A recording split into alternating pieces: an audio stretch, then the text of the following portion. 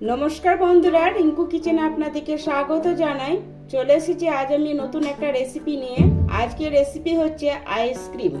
আজ আমি তরমুজ দিয়ে খুব সহজভাবে আইসক্রিম বানিয়ে দেখাবো। এই আইসক্রিমটা বানাতে গ্যাস বা উনান জ্বালার প্রয়োজন নেই। এটা পুরোটা দেখুন, আশা করছি ভালো লাগবে। তরমুজের আইসক্রিম বানানোর জন্য আমি কিছুটা পরিমাণে তরমুজ নিয়ে নিয়েছি। এবার আমি তরমুজের বিচিগুলো ফেলে দেবো। একইভাবে সব তরমুজের বিচিগুলো ফেলে দিব। সব তরমুজ থেকে বিচিগুলো ফেলে দিয়েছি। এবার আমি একটা বাটি নিয়ে নিয়েছি। তরমুজের লাল অংশগুলো ছোট ছোট টুকরো করে কেটে নিব।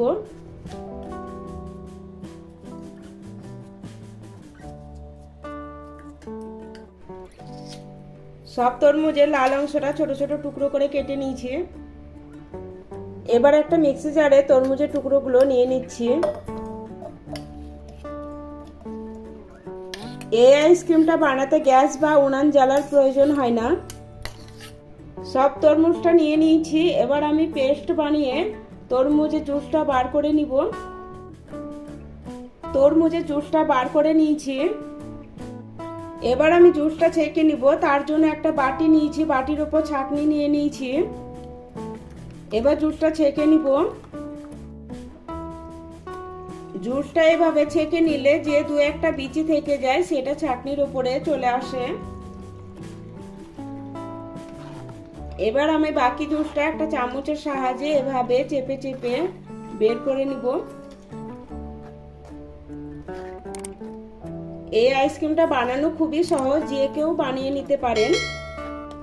খুব সুন্দরভাবে জুসটা ছেঁকে নিয়েছি। এবার এটা আমি ফেলে দেব। এবার আমি এই জুসের মধ্যে 3 চামচ মতো চিনি দিয়ে দেব। চিনিটা আমি গুঁড়ো করে নিয়েছি।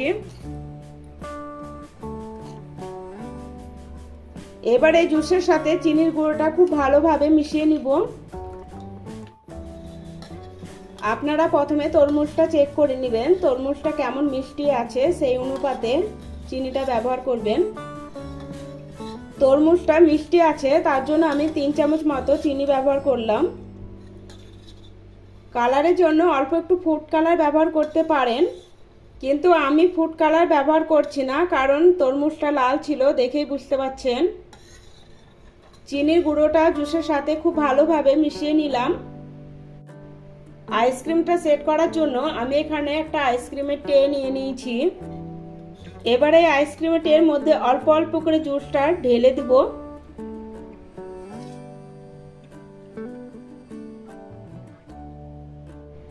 একইভাবে সব আইসক্রিমের ট্রের মধ্যে জুসটা ঢেলে দিব। আপনাদের কাছে আইসক্রিমের ট্রে যদি না থাকে তাহলে ছোট ছোট গ্লাসগুলোতেও বানিয়ে নিতে পারেন। সবগুলোই আমি জুসটা ভরে নিয়েছি। এবার আমি আইসক্রিমের ঢাকনাগুলো লাগিয়ে দিব। সব আইসক্রিমের ঢাকনাগুলো লাগিয়ে নিয়েছি।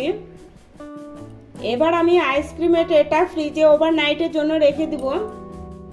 ফ্রিজে থেকে আইসক্রিমের ট্রেটা বার করে নিলাম। এবার থালায় অল্প জল নিয়ে নিয়েছি। এর মধ্যে আইসক্রিমের ট্রেটা কিছু সময়ের জন্য রেখে দিব। জলে রাখার কারণে আইসক্রিমগুলো খুব সহজে উঠে আসবে। দেখুন, ফুড কালার ব্যবহার না করেও খুব সুন্দর কালার এসেছে। এই গরমে এভাবে আইসক্রিম বানিয়ে দিলে বাচ্চা থেকে বড় সকলেই খুব পছন্দ করবে। আমার এই আইসক্রিমের রেসিপিটা আপনাদের যদি ভালো লাগে ভিডিওটা লাইক করবেন, বেশি বেশি করে শেয়ার করবেন। আমার চ্যানেলটা সাবস্ক্রাইব করা না থাকলে আমার চ্যানেলটা সাবস্ক্রাইব করার অনুরোধ রইল।